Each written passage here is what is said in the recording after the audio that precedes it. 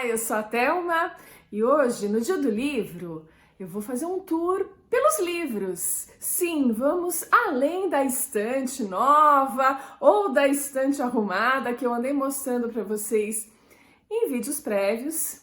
Eu vou para os livros que eu li lá na minha adolescência e que marcaram a minha vida de forma geral, como leitora, como escritora e como pessoa. Quero mostrar, alguns deles ainda estão aqui na estante e outros eu voltei a adquiri-los porque marcaram muito a minha vida e eu quero dividir isso com vocês no Dia do Livro. Mas antes, eu queria convidá-los a se inscreverem aqui no canal, curtirem esse vídeo se vocês gostarem. Tem várias redes sociais para vocês me seguirem também, com conteúdo sempre um pouquinho diferente, os mais curtinhos geralmente. E é isso, vamos para esse tour no passado, através dos livros? O que a gente gosta mais de ler, se a gente for aqui observar os livros que estão na estante, refletem o meu gosto literário, as minhas opções, entre tantos livros. Mas o que eu notei hoje foi que as nossas escolhas de livros refletiram também na minha maneira de escrever. E isso começou lá atrás, nos primeiros livros que eu li. E aqui eu tenho um deles, tem essa pilinha aqui, que é uma pilinha Agatha Christie.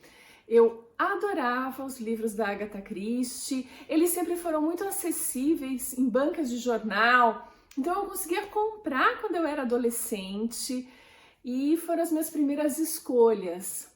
E eu adoro ter um mistério nos meus livros. Esse é um dos elementos que fazem parte das minhas histórias hoje em dia. Eu gosto de escrever thriller. Gosto que tenha algo a ser solucionado, que a gente tenha um belo plot twist que surpreenda o leitor. E aqui eu tenho um livro que eu gostei muito, que é A Testemunha Ocular do Crime. Nesse livro, é um dos raros que eu encontrei, pelo menos da Agatha Christie, que além do mistério tradicional, nesse caso é a Miss Marple, que vai investigar um caso de assassinato, um outro elemento é o romance. Ah, mas o que tem a ver com a Agatha Christie? Quase nada, porque ela não explora muito isso. Mas dois livros dela que eu li na adolescência, um foi esse e o outro foi O Homem do Terno Marrom, tem muito romance. O Homem do Terno Marrom é um dos primeiros livros dela, bem nessa fase inicial, e ela carrega em romance, além de todo um mistério a ser desvendado, as aventuras de uma mocinha. E não é nenhum dos investigadores que ela acabou utilizando mais ao longo da carreira, mas ela faz essa menina descobrir tudo.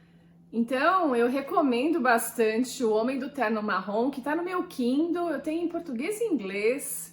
Não é a versão que eu li lá na adolescência, que foi emprestado de uma tia minha, que, aliás, minhas tias e minha avó foram responsáveis também pelas minhas escolhas, porque tinha um armário de livros na casa da minha avó, que as minhas tias abasteciam, e eu usei muito esse armário. Então, minhas recomendações de Agatha Christie, para quem está começando a ler, fica, então, O Homem do Terno Marrom e A Testemunha Ocular do Crime, porque tem essa pitada de romance que sempre me agradou muito.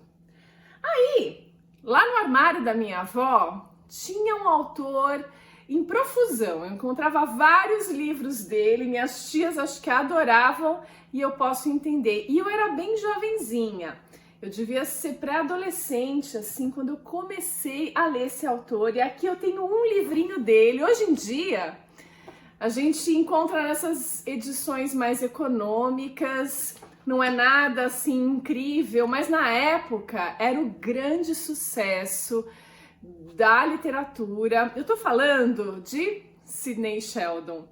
Sim, eu adoro o estilo dele, eu li muitos livros nessa fase. Eu sei que não é exatamente uma literatura indicada para aquela faixa etária, a minha lá no passado, mas foi o que aconteceu.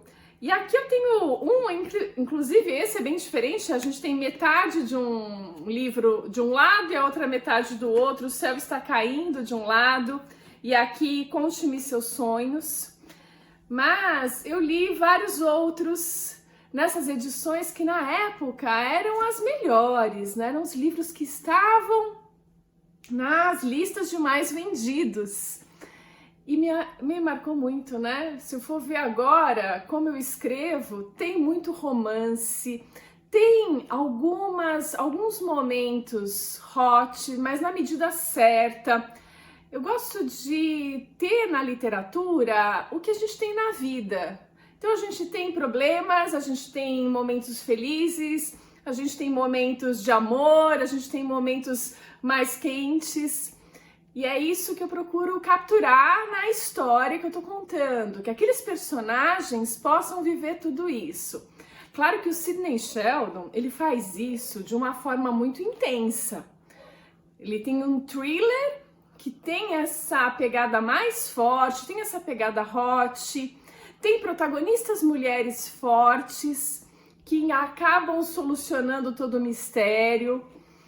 E eu tenho protagonistas mulheres fortes que acabam solucionando todo o mistério, mas não tão intensamente, as histórias são mais brandas. Imagino, agora eu tô meio em dúvida se elas são tão mais brandas assim. Talvez vocês possam me dizer isso no futuro. Mas esse é um autor que fez parte da minha vida, do meu início literário. Eu sei que é estranho falar isso para uma adolescentezinha, tá lendo, mas era o que estava lá no armário da minha avó, junto com a Agatha Christie, eu li bastante. Vou devolver o Sidney Sheldon para pegar um livro que eu tive que ler na escola, para a gente sair um pouco disso, da obrigação que ler a lista de livros para o vestibular, ou os que a professora pede, é chato, é monótono, enfim. Isso não é verdade. Eu acho que o que é ruim na leitura numa escola é essa obrigatoriedade que te deixa pressionado, não te deixa... e também te dá essa sensação que não foi uma escolha sua. Eu acho que isso acaba tendo aspectos negativos, mas faz parte da vida, a gente tem que lidar com isso, porque a gente vai ter em vários momentos que fazer coisas que não é exatamente o que a gente quer, mas faz parte, a gente tem que fazer. E a minha professora de português, em um determinado momento, acho que já foi no colegial, pediu que a gente lesse Érico Veríssimo, Olhai os Lírios do Campo. E aí, se você algum dia pensou que literatura brasileira, essa da lista de mais pedidos aí das escolas, são chatos, quando você lê Érico Veríssimo, Olhai os Lírios do Campo ou qualquer outro livro do Érico, você vai perceber que isso não é verdade. Olhar os Lírios do Campo foi uma leitura deliciosa, que eu não esqueço. Eu me diverti com o complexo de inferioridade do personagem principal, com aquela síndrome que tudo de ruim acontecia com ele, parece que ele tá preso nessa história, e eu acho que como adolescente eu me identifiquei muito com ele. Então tem algumas cenas descritas pelo Érico aqui que você se encaixa nelas. E é muito tocante. E a beleza desse título, Olhai os Lírios do Campo, e quando você cruza no meio da leitura com a explicação dele, é muito mágico, é muito bonito e é perfeito para quebrar esse paradigma de que quando a gente tem que ler um livro na escola ou para o vestibular, seja para o que for, mas que é uma sensação de obrigatório, que isso pode ser extremamente prazeroso, uma excelente leitura. Érico Veríssimo. Vou colocar o Érico Veríssimo no lugar dele aqui, de volta, beleza. Agora mudar um pouquinho de tom e de aprendizado para o meu primeiro livro lido em inglês, na íntegra não, eu li ele inteiro, é isso que eu quis dizer, não foi na íntegra. Eu vou te mostrar aqui Cadê ele? Aqui a gente tem Charles Dickens. Aqui, de fato, eu não tô com um livro que eu li em inglês pela primeira vez, e eu li todinho o livro, que me deu um baita orgulho, porque até então eu tinha tentado e não tinha conseguido concluir os livros em inglês. E eu fazia cursos de inglês na época, eu já não era mais uma adolescentezinha, porque eu fui aprender inglês depois dos meus 25 anos. Eu já trabalhava e foi aí que eu fui me virar para aprender. E eu fazia um curso de inglês e tinha uma biblioteca nesse curso. E eu peguei emprestado The Haunted House, acho que era esse o título. Era um livro com vocabulário controlado, onde você tem uma história resumida com uma dificuldade de vocabulário que é sim controlada. Nesse sentido, eles colocam algo no nível daquele estudante de inglês. Então era muito parecido com esse livro, não é exatamente esse, era da biblioteca. E eu adorei! E o fato de você começar com um livro que tem esse controle de vocabulário, de dificuldade para você, facilita muito, você consegue deslanchar nessa leitura, você compreende mais fácil. As primeiras páginas geralmente são mais difíceis, mas depois você se acostuma e foi a minha primeira leitura. Então, fica aqui a sugestão para quem quer ler em inglês, começar com algo um pouco mais simples, porque você se motiva nesse sentido, você começa a evoluir mais rápido, vê os resultados, entende a história, se diverte, porque Dickens é maravilhoso, é divertido, é instigante, é perfeito para você começar a ler. Depois você vai se sentindo mais confortável, você vai ampliando o seu vocabulário e essas leituras vão ficando mais fáceis. Por exemplo, eu li esse aqui, Brooklyn, em inglês, porque eu assisti o filme Brooklyn e eu amei a história, eu queria saber mais detalhes. Eu falei, perfeito, eu vou ler o livro. Então eu fui procurar numa livraria e só tinha em inglês. Eu falei, vai esse mesmo, até porque eu já tinha nessa época morado fora, então a leitura eu já convivia com o inglês de uma forma bem mais amistosa, a gente já se entendia melhor. E aqui foi muito tranquila essa leitura. Eu estranhei, acho que as primeiras páginas eu tenho algumas anotações de palavras aqui que eu não conhecia, que eu não estava familiarizada, mas num instante você começa a se familiarizar e depois disso eu já não tenho mais nenhuma anotação, porque o vocabulário foi sendo integrado, você nem percebe que você está lendo inglês.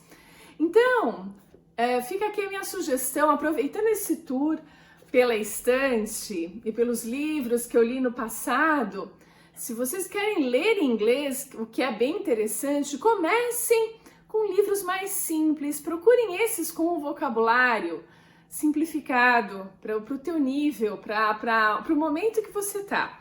Depois já vai evoluindo para livros que você gosta. O Brooklyn, por exemplo, foi uma história que eu estava muito curiosa para ter mais detalhes. Só o filme não tinha respondido todas as minhas questões. E eu vou dizer que nesse caso, comparando filme e livro, aqui no final dele tem alguns acontecimentos que no filme não apareceram e me surpreendeu bastante. Que essa também é uma outra dúvida que a gente tem. Depois de assistir o filme, eu devo ler o livro, eu vou achar sem graça. Ou depois de ler o livro e eu assisto o filme, será que eu vou gostar? Isso é muito relativo. Acho que cada caso é um caso. Tem livros e filmes que não perdem nada, são muito parecidos. Tem uns que são muito diferentes. Aliás, tem uns que são totalmente diferentes. Mas eu acho que eu deixo isso para o próximo vídeo, que eu já falei bastante, apesar de ter mostrado poucos livros. No próximo vídeo eu trago mais livros aqui da estante que me formaram como leitora, como escritora, e também essa comparação com filmes. Será que o livro entrega mais que o filme? Dá pra gente ter algumas ideias. Esse aqui foi muito parecido, o livro tem um pouquinho mais, mas tem situações bem diferentes. Mas fica pro próximo. A gente se vê no próximo vídeo.